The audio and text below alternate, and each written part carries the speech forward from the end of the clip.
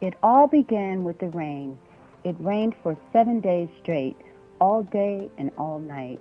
I peered out at the water pooling in several places in my backyard. It was a regular work day. My son had already left for school. I decided not to go into work, called in for the day just to play it safe.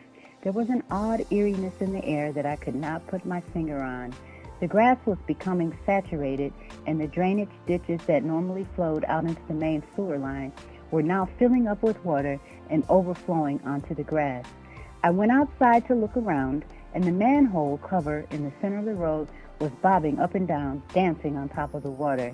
The force of the water pushing up out of the hole like the old bubblers used to do. Strange seeing this, and certainly not a good look. The clouds were dark and it was still raining cats and dogs. Behind the homes across the street was Noses Creek, which most of the time there was barely a trickle of water and of no concern.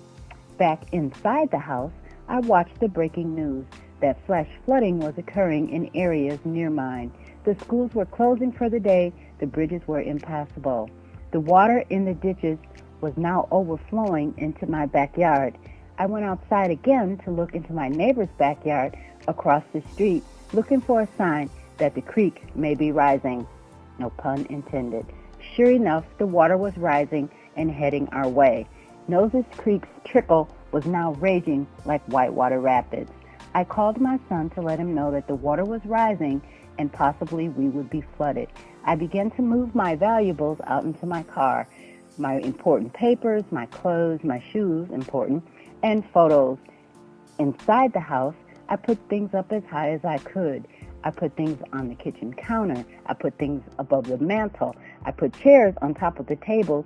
I was running around like a crazy woman, every few minutes looking out the back door at the water rising and then looking across the street at the water approaching.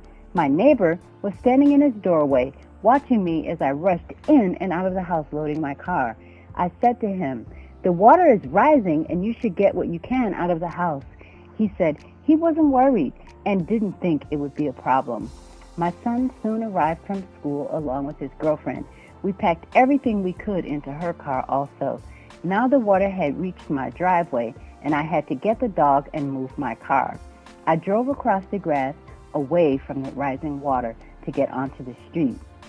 We all stand there in amazement to watch the water come in just like the ocean tide.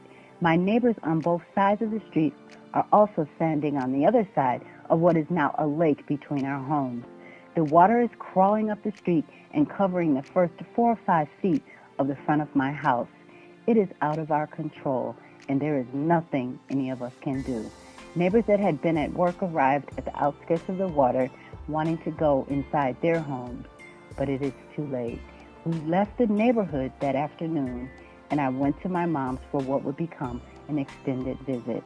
I would cry all night the next few days, tears and emotions overflowing just like the rain.